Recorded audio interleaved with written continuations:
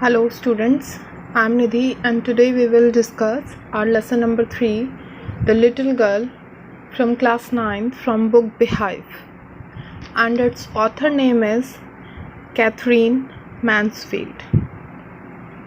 So before starting our lesson, let's talk about a brief summary about the lesson. This story is based on the young life of Catherine Mansfield. Kezia is a young girl, the main character of the story, and her father is a very successful businessman. But for the little girl, he is a figure to be feared and avoided. And how they develop a bond of love in each other, we will study in this lesson. So without wasting so much time, let's discuss our lesson. To the little girl here refers Kezia, and he was a figure to be feared. Here he refers to Kezia's father, that is, we don't have any name of Kezia's father in the lesson. He was a figure to be feared and avoided. तो वो उनके लिए कैसी figure थी? वो डरती थी बच्ची जो है अपने फादर से काफ़ी ज़्यादा, कि उसको बस पर्सन को फियर ही होता था उसको देखकर. Every morning before going to work he came into her room and gave her casual kiss, to which she responded with goodbye father. So here authors says that every morning his father would come to her room and gave a casual kiss, and she always replied goodbye father. And oh, there was a glad of sense of relief when she heard the noise of carriage. Here carriage means a vehicle, a old kind of vehicle, just like a ghoda gadi, growing fainter and fainter down the long road. तो उसको काफ़ी ज़्यादा she feel relaxed when she heard the noise of that carriage.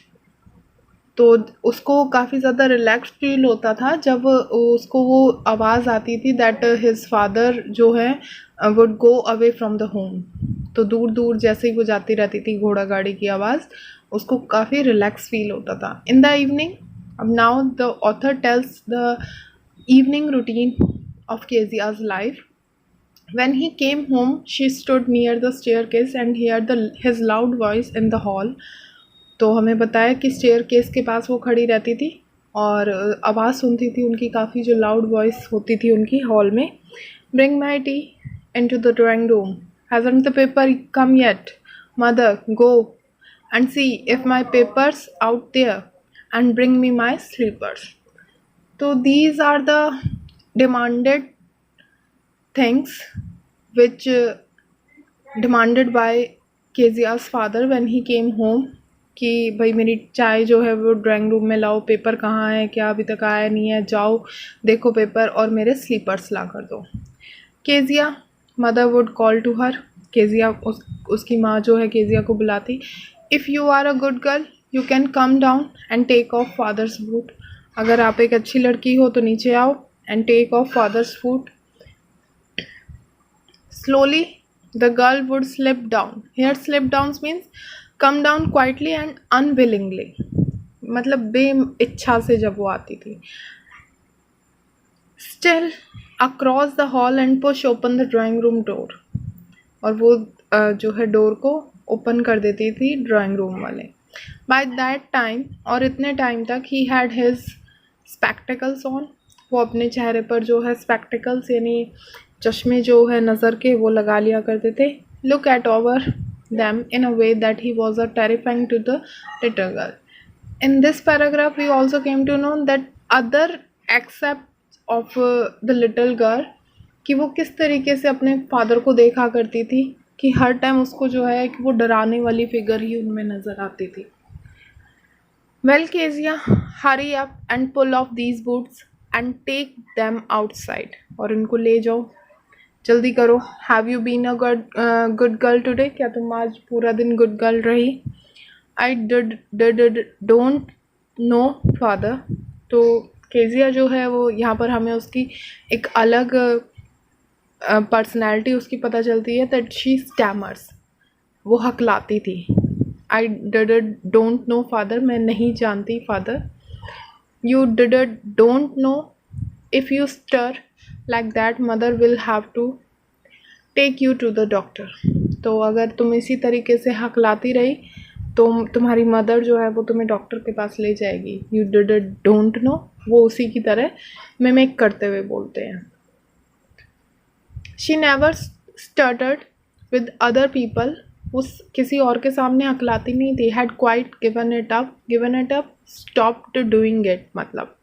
But only with father, सिर्फ वो अपने father के सामने ही ऐसा होता था उसके साथ. Because then she was trying so hard to say the words properly, क्योंकि उस टाइम उसके पास जो words होते थे वो उनको काफ़ी ज़्यादा मुश्किल होती थी उसको बोलने के लिए. Just because of fear to his father. What's the matter? What are you looking so razzed about? Razzed का मतलब होता है sad. तो क्या मैटर है, तुम इतनी सैड क्यों रहती हो? मदर अपनी उसकी मदर को बोलते हैं, I wish you taught this child, कि तुम इस बच्ची को सिखाओ not to appear on the brink of suicide. ऐसा लगता है जैसे ये इतनी ज़्यादा उदास रहती है कि ये शायद लाइफ से जो है वो बिल्कुल थक चुकी हो. Here Kezia carry my tea cup back to the table carefully. तो वो इंस्ट्रक्ट करते हैं उसको कि भाई मेरा टी कप जो है वो वापस टेबल पर रख दो carefully. He was so big. His hands, his neck, especially his mouth when he yawned.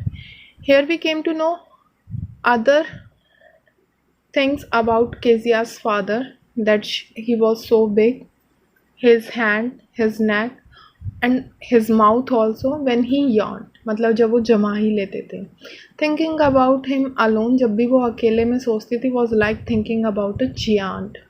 एक मॉन्स्टर जैसे फिगर उसने बना रखी थी, एक राक्षस जैसी. जियांट का मतलब होता है बहुत ह्यूज, बहुत बड़ा सा, एक तरह से वी कैन से राक्षस टाइप. तो ऐसी उसने कुछ फिगर अपने पापा के बारे में क्रिएट कर रखी थी.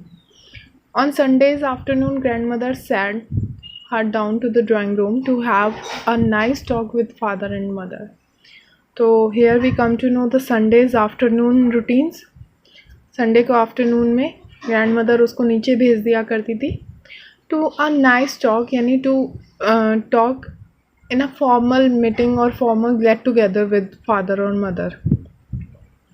But the little girl always found mother reading. लेकिन उसको क्या मिलता था कि वो बात करने की बजाय उसको वो पाती थी जब भी वो नीचे जाती थी मदर उसकी रीडिंग कर रही है. And father stressed out on a sofa, his handkerchief on his face, his feet on one of the best cushions, sleeping soundly and snoring. तो यहाँ पर उनको पता चलता है उसके फादर का कि वो दिन में सोया करते थे सोफ़ा पर, और उनके हैंडकरचीफ जो है, रुमाल जो उनके फेस पर हुआ करता था, और उसके जो फीट होते थे वो उसके एक बेस्ट कुशन पर होते थे. Sleeping soundly and snoring. Snoring means when people sleep, some people when sleep they produce a loud sound, we call it snore, खर्राटे लेना. तो उसको ये हमें यहाँ पर पता चलता है उसके फादर की एक और पर्सनैलिटी के बारे में. और जब ये सो रहे होते थे या वो उसकी मदर जो है वो न्यूज़पेपर पढ़ रही होती थी, she sat on a stool, gravely watched him until he woke and stressed and asked the time, then looked at her. तो वो स्टूल पर बैठ जाती थी, काफ़ी गौर से उनको देखा करती थी. कब तक? जब तक वो जाग ना जाए और अपनी बॉडी को थोड़ा सा एक्टिव ना कर लें और टाइम के बारे में ना पूछ लें. Don't stare so Kezia, you look like a little brown owl. तो यहाँ पर हमें पता चलता है कि वो उसके फादर जो है उसको कंपेयर करते हैं लिटिल ब्राउन आउल की तरह. One day when she was kept indoors with cold. Here we come to know that she is suffering from cold and she has to be kept indoors as because of cold. Her grandmother told her that father's birthday was next week and suggested she should make him a pin cushion for a gift out of a beautiful piece of yellow silk. So she would suggested her that for her father's birthday she would present him a gift which is made of a yellow fabric of silk and to create a pin cushion. एक pin cushion बनाने के लिए उनको बोल देती है. Laboriously with a double cotton, the little girl stitched 3 sides. और उसने काफ़ी laboriously का मतलब होता है with a lot of effort and difficulty. उसने काफ़ी एफर्ट के साथ और डिफ़िकल्टी के साथ उसने एक डबल कॉटन का क्लॉथ लिया और उसकी 3 साइड्स सिल दी. But what to fill it with. Now the question arises कि अब उसमें स्टफ़ क्या किया जाए. That was the question. The grand mother was out in the garden and she wandered into mother's bedroom to look for scrap. Here scraps means some small pieces of clothes or paper that are not needed, जिनकी हमें ज़रूरत ना हो. that means बेकार वाली चीज़ें. wandered into, that means by chance वो अपनी मदर के बेडरूम में चली गई as her grandmother was out in the garden. On the bed table she discovered a great many sheets of fine paper, gathered them up, tore them into tiny pieces and stuffed her case. then sewed up the 4 side. तो यहाँ हमें पता चलता है कि उसको bed table पर जो है काफ़ी सारी शीट्स मिलती हैं फाइन पेपर की. वो उन सबको इकट्ठा करती है और उनको बहुत छोटे छोटे पीसेस में तो फाड़ लेती हैं. और उसको जो उसने वो 3 साइड से जो स्टिच कर लिया था डबल कॉटन का क्लॉथ, उसको 4 साइड से भी सिल देती है. That night there was a hue and cry in the house. Father's great speech for the port authority had been lost. That means port authority means maybe it was some important documents or important speech of fathers. वो उसने खो दी थी. And hue and cry means there was a shouting voice in the house. काफ़ी ज़्यादा चिल्लाने वाली चीज़ें हो चुकी थी. Rooms were search, servants question. Finally mother came to Kezia's room. और फाइनली उसकी मदर जो है केजिया के रूम में पहुंच गई. Kezia, I suppose you didn't see some paper on a table in your room. कि तुमने वो नहीं देखे होंगे पेपर्स जो टेबल पर रखे हुए थे हमारे रूम में. Oh yes, she said, I tore them for my surprise. मैंने उनको फाड़ दिया अपने सरप्राइज़ के लिए. What, scream mother. मदर जो है वो तेज़ी से चिल्लाए. Come straight down to the dining room this instant. That means at that particular moment तुम्हें नीचे ही आना होगा डाइनिंग रूम में. And she was dragged down to where father was pacing to and fro, hands behind his back. और इस time पर उसको बिल्कुल नीचे ले जाया गया जहाँ पर कि उसके फादर काफ़ी ज़्यादा डिस्टर्ब थे. Pacing to and fro that means काफ़ी बहुत ज़्यादा डिस्टर्ब वाले माइंड जब हो जाता है तब हम इधर से उधर टहलते हैं तो वो घूमना शुरू कर देते हैं. तो वो वाली सिचुएशन थी जिसमें कि उन्होंने अपने हाथ जो है पीछे बांध रखे थे. Well, he said sharply. अच्छा, इसने किया. Mother explained. He stopped and stared at the child. वो रुके और उन्होंने बच्ची की तरफ घूरा. Did you do that. क्या तुमने किया. No, she whispered. अगेन हमें पता है कि वो अपने फादर के सामने शी गॉट समटाइम्स स्टैमर्ड. तो वो हकलाना शुरू कर दिया उसने. Mother go up to her room and fetch down the damned thing. Damned thing का यहाँ पर मतलब होता है जो चीज़ें गुस्से में, ये बहुत ज़्यादा वर्ड यूज़ किया गया है, डैम थिंग. तो वो ले आई वो सारी की सारी चीज़ें. And see that child put to bed this instant. और ये देखते हुए कि उस बच्ची ने जो है वो बेड के नीचे ही डाल दिए थे.